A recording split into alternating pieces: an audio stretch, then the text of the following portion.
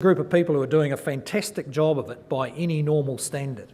But if we are really going to drive it to the position where in New Zealand we can head off the current demand, which is for another 3,000 new prison beds, imagine that in a state of this size, that's our demand, then we're going to need a governance structure. So whatever policy expertise lies in the public service, ours at least has not thought nearly hard enough about how it's going to change the accountability regimes to drive the outcomes we need with less money as well. Because actually in this sector, in New Zealand, we will not meet public expectations within current fiscal constraints with the current institutional arrangements. We simply cannot do it. It does not add up. It has to change. And so our public service needs to focus strongly on what is one of the big bottlenecks in change, and that is how to cut through multiple layers of authority and risk management and minister management and actually put some people in charge of some outcomes.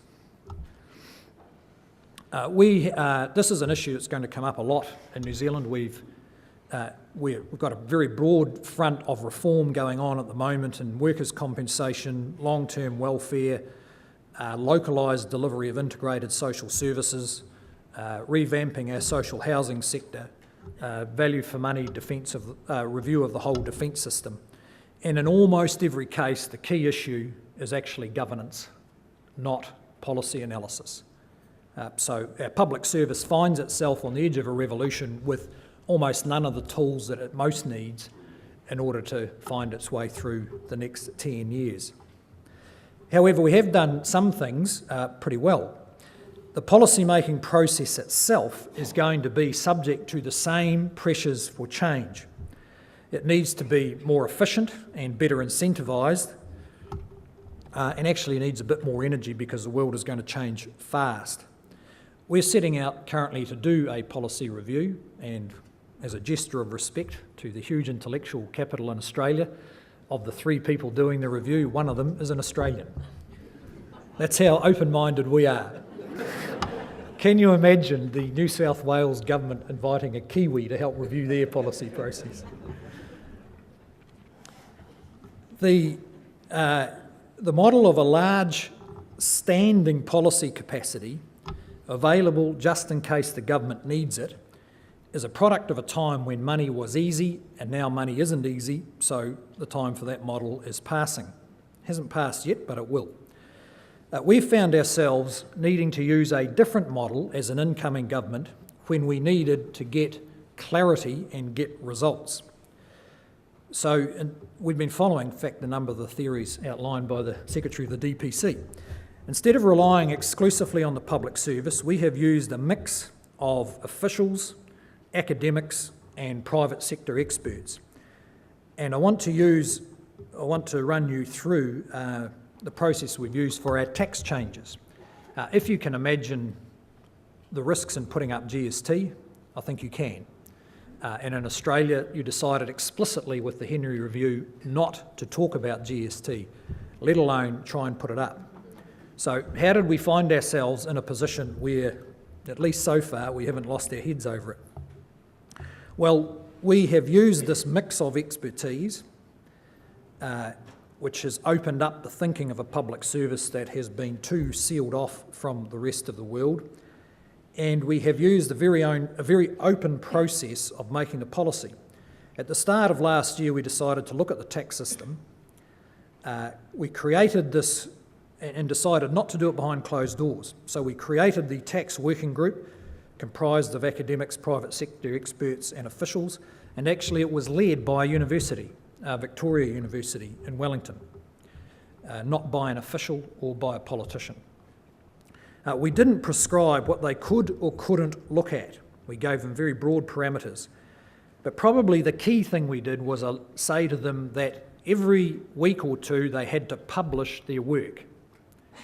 So every couple of weeks, the tax working group put its working papers and its deliberations and its minutes on the web every week or two. And they covered, of course, a wide range of topics about tax reform because they had a very wide brief. Now, this real-time publication generated a high degree of media interest. And the only role the politicians had was to not rule anything out. And I can still recall the first press gaggle where the Prime Minister walked up and they said, "What, you mean you're contemplating all sorts of dreadful things?" And he just said, "Well, we're not ruling anything out." Probably the most critical moment in our policy-making process in the 3 years of this term. So that then enabled a high level of public discussion. Media, commentators, blogs, everybody participated. And in the end, it actually generated a sort of consensus. First, that genuine problems needed to be fixed, and then a sort of consensus about the list from which the government could pick, and then finally a sort of consensus about which things the government would pick. So by the time we came to actually announce what we'd picked, everyone said, "We knew you'd do that," because that's what they'd predicted. And that's exactly what happened with GST. By the time we announced the increase in GST, there was no backlash. All the people who'd participated in it, which was many thousands probably, thought, "Yep, that makes sense. We understand the reasons for it, and we thought that's what you would do." So there was no shock value. Now, we are increasingly using this kind of open policy development. In the last week, we've published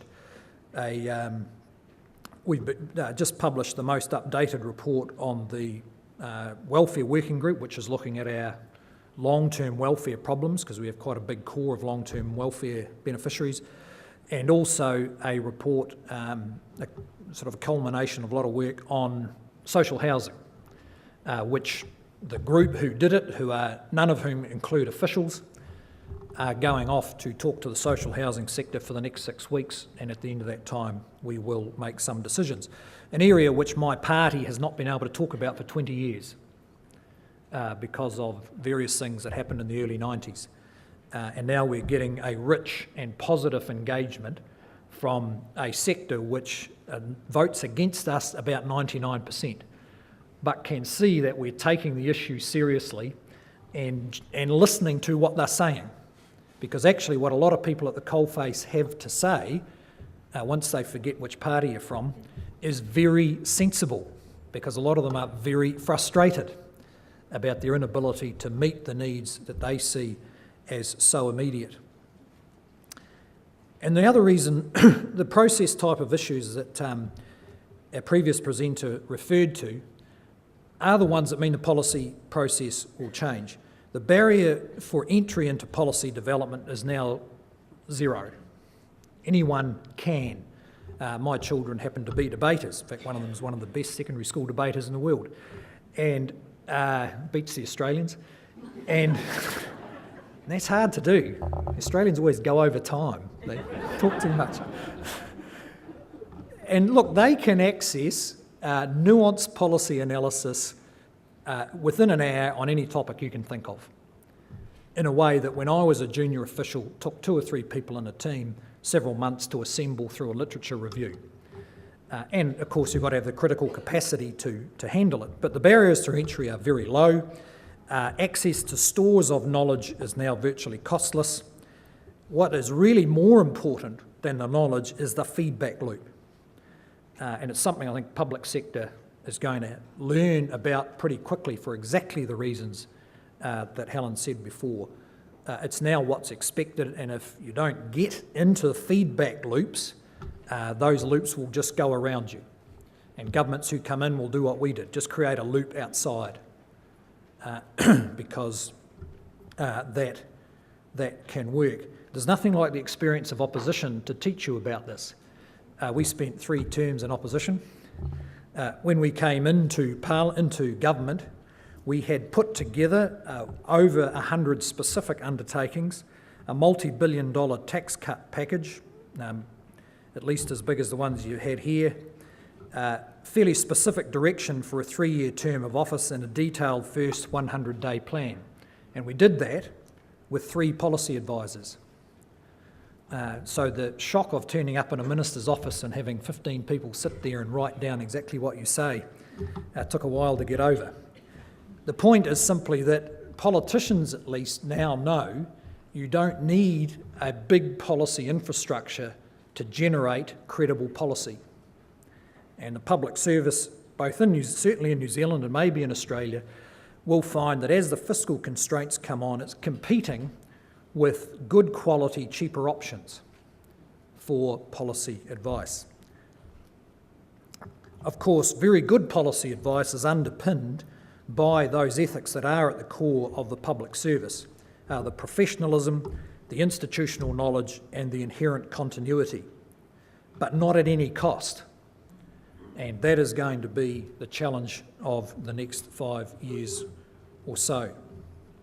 But we have learnt from our experience that an externalised process with immediate real-time feedback loops can generate high levels of energy in a policy process, fast learning, both by politicians and by officials, provide a very strong focus and ultimately build political support as much by the way you do the policy as by the results itself. So I just wanted to conclude with a few general points. The last decade has, in my view, seen an excess of cash and confidence in public sectors, not just in New Zealand, but in most developed countries. The results of these large dollops of cash and confidence are not that impressive. Government is bigger, but core social problems remain intractable. Voters, in particular, are sceptical that their cash was well used. The benign economic conditions of that decade will not occur again in our professional lifetimes. There's a simple question: has the way we think about public services and public policy changed as much as the world has in the last 2 years? The answer is no, not yet. So our thinking will have to change. In New Zealand, we've chosen a path of considered and consistent change over time, rather than rapid restructuring. We've engaged with the leadership of the public service because we believe they have the capability and the sense of mission to make the changes that will be required. I'm confident that if we use the tools available, plus a wider range of resource alongside the public service, we will make it in New Zealand. But there's also a moral dimension to this. We have a larger obligation to the next generation. Remember, there will be fewer of them in the workforce as we leave it. That's today's 20-year-olds. The cost of inertia and inaction, at least in the New Zealand economy, will be a double burden. That is, an ageing population to support, but also large public debt as a legacy of the last couple of years. We owe it to those young people to pay our own way, to pay our own bills as we go, rather than leave them with 2 lots of bills that they may believe they don't deserve.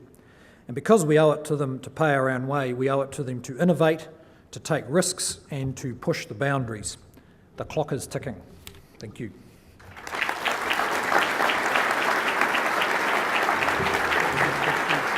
Yeah.